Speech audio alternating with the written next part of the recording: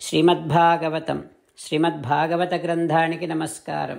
నిగమకల్పతరోర్గళితం ఫలం సుఖముఖాదమృతద్రవ సంయుతం పిబత భాగవతం రసమాలయం ముహురహో రసికా భువి భావుకాః. శ్రీసుఖయోగీంద్రుల వారికి నమస్కారం. యం ప్రవ్రజంతమనుపేతమపేతకృత్యం ద్వైపాయనో విరహకాతర ఆజుహావ పుత్రేతి తన్మయతయా తరవో వినేదుః తం సర్వభూతహృదయం మునిమానతోస్మి. నరనారాయణులకు, చతుర్ముఖ బ్రహ్మకు, సరస్వతీదేవికి, వ్యాసమహర్షుల వారికి నమస్కారం. నారాయణం నమస్కృత్య నరం చైవ నరోత్తమం దేవీం సరస్వతీం వ్యాసం తతో జయం ఉదీరయేత్. శ్రీమద్భాగవతము 4వ స్కంధములో సూతమహాముని శౌనకాది మహర్షులందరికీ ప్రవచనం చేస్తూ ఇలా చెబుతూ ఉన్నాడు. ఓ మహర్షులారా, శ్రీసుఖ యోగీంద్రుల వారు పరీక్షిన్నరేంద్రుడికి ఉపదేశం చేస్తూ ఇలా చెబుతూ ఉన్నాడు. ఓ పరీక్షిన్నరేంద్ర, మైత్రేయుడు శ్రీమద్భాగవతాన్ని విదురునికి ఉపదేశం చేస్తూ ఇలా చెబుతూ ఉన్నాడు. ఓ విదురా, సతీదేవి దక్షుడి సభలో దక్షుడిని ఉద్దేశిస్తూ మాట్లాడుతూ ఈ రకంగా అంటూ ఉంది. ఓ జనక, నీ నుండి వచ్చినటువంటి ఈ దేహమును నేను ఇప్పుడే వదిలేస్తా అని సతీదేవి ఉత్తర దిక్కుకు తిరిగి క్షితౌ నిషసాద నేల మీద కూర్చుంది. స్పృష్ట్వా జలం ఆచమనం చేసింది. పచ్చని పట్టుబట్టలతో శరీరాన్నంతటినీ కప్పుకుంది సతీదేవి. నిమీల్య దృక్కు కన్నులు మూసుకుంది సతీదేవి. యోగధ్యానములో మునిగిపోయింది. శరీరాన్ని విడవడానికి సిద్ధపడుతుంది సతీదేవి. ప్రాణవాయువులను అన్నింటినీ నాభి వద్ద నిరోధించింది. ఉదానవాయువుని పైకి లేపింది. హృదయములో ఉదానవాయువును నిలిపింది. కంఠమార్గమున కనుబొమ్మల మధ్యకు తెచ్చుకుంది ఉదానవాయువుని.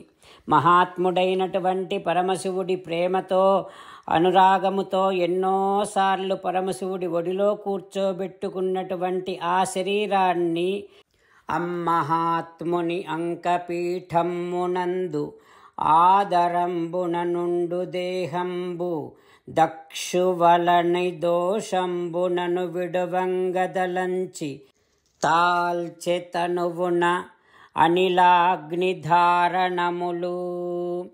ఆ పరమశివుడి ఒడిలో పెట్టుకున్నటువంటి శరీరమే అయినా దక్షుడి వలన పుట్టినటువంటి శరీరము కదా అనేటటువంటి కోపముతో సతీదేవి అగ్నిమయమైనటువంటి వాయువును తనలో ధారణ చేయటం ప్రారంభం చేసింది. జగద్గురువైనటువంటి తన భర్త పరమశివుడి యొక్క పాదార విందములపైన ధ్యానాన్ని నిలిపింది సతీదేవి.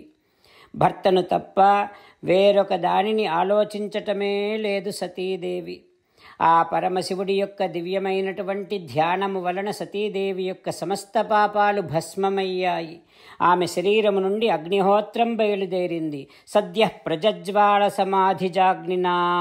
ఒక్కసారిగా ఆ అగ్నిహోత్రములో సతీదేవి యొక్క శరీరం దహింపబడింది. తత్పశ్యతాం ఖే భువి చ అద్భుతం మహత్.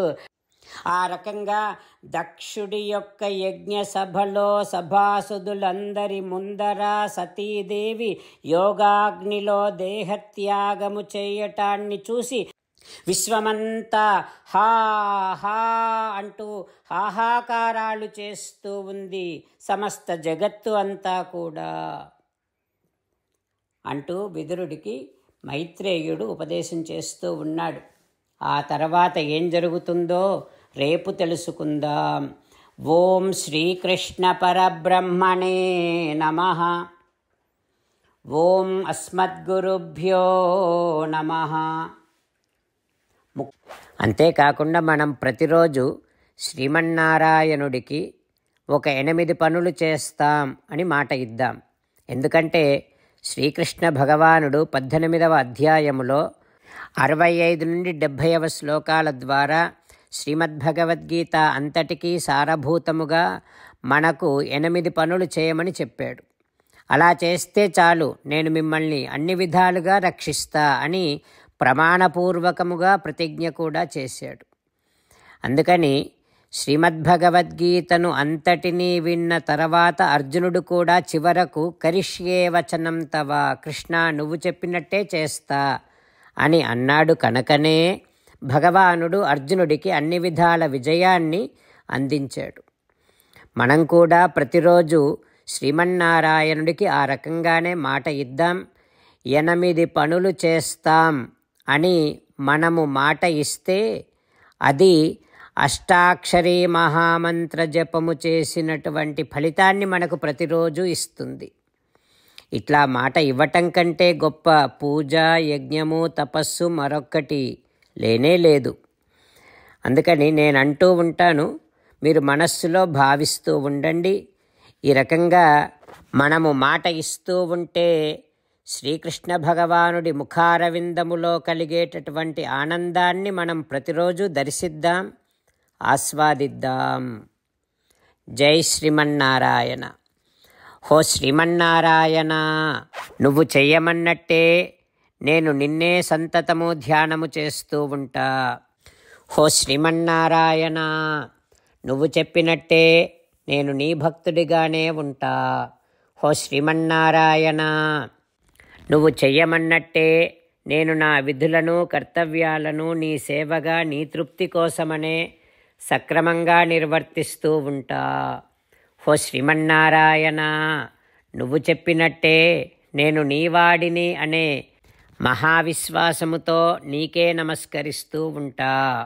హో శ్రీమన్నారాయణ, మామేకం శరణం వ్రజ, నన్ను ఒక్కడిని మాత్రమే శరణు వేడుకో అని నువ్వే అన్నావు కనుక నేను నిన్ను ఒక్కడిని మాత్రమే శరణు వేడుకుంటా. హో శ్రీమన్నారాయణ, మా శుచః, ఇక దుఃఖించకు అని నువ్వే నాకు భరోసా ఇస్తున్నావు కనుక నేను ఇక దుఃఖించను. హో శ్రీమన్నారాయణ, నువ్వు చెప్పినట్టే నువ్వు నా కోసమని అనుగ్రహించినటువంటి శ్రీమద్భగవద్గీతను ప్రతిరోజు కనీసము ఒక్క శ్లోకాన్నైనా జ్ఞాపకం చేసుకుంటూ శ్రీమద్భగవద్గీతను అనుసంధానము చేస్తూ ఉంటా. హో శ్రీమన్నారాయణ, నువ్వు చెప్పినట్టే నువ్వందరి కోసమని చెప్పినటువంటి శ్రీమద్భగవద్గీతను తెలియని భక్తులందరికీ తెలియచేసే నా వంతు ప్రయత్నాన్ని నేను నిరంతరము కొనసాగిస్తూనే ఉంటా. హో శ్రీమన్నారాయణ, నేను నువ్వు చెప్పినట్టే చేస్తా, నీకు నచ్చినట్టే ప్రవర్తిస్తా, నీకోసమే పని చేస్తూ ఉంటా. కరిష్యే వచనం తవ. జై శ్రీమన్నారాయణ. భక్తులకు ప్రత్యేకమైనటువంటి విజ్ఞాపన. మీకు అన్ని విషయాలలో వెంటనే మంచి ఫలితాలు రావాలి అనంటే ప్రతిరోజు 1 నిమిషం వెచ్చించి నారాయణాస్త్రాన్ని చదవండి. ఇక మీకు తిరిగే ఉండదు. నారాయణాస్త్రాన్ని పొందడానికి మీరేం చేయాలంటే నారాయణాస్త్రం అనే వెబ్సైట్కి వెళ్ళి మీ పేరు, మీ ఈమెయిల్ ఇస్తే మీ ఈమెయిల్కి నారాయణాస్త్రం PDF వస్తుంది. అందులో ఒక రామాయణ శ్లోకం, ఒక గీతా శ్లోకం, ఒక విష్ణునామం ఉంటాయి. ఆ 3ంటిని కలిపి నారాయణాస్త్రం అంటాం. ప్రతి ఒక్కరికి వేరువేరు శ్లోకాలను ఇస్తున్నాం. ఆ రకంగా ఎవరి శ్లోకాన్ని వారు ప్రతిరోజు తప్పనిసరిగా చదవటం వలన ప్రతిరోజు ప్రతి 24,000 భక్తులతో ఒకసారి సంపూర్ణ రామాయణ పారాయణ, 33 సార్లు శ్రీమద్భగవద్గీత పారాయణ, 24 సార్లు శ్రీ విష్ణు సహస్రనామ స్తోత్ర పారాయణ జరుగుతుంది. ప్రతి ఒక్కరికి అంతటి విశేష ఫలితము ప్రతిరోజు లభిస్తుంది. అందుకని మీరు, మీ కుటుంబ సభ్యులు అందరూ ఒక్కొక్కరు ఒక్కొక్క నారాయణాస్త్రాన్ని వెంటనే పొందండి. జై శ్రీమన్నారాయణ.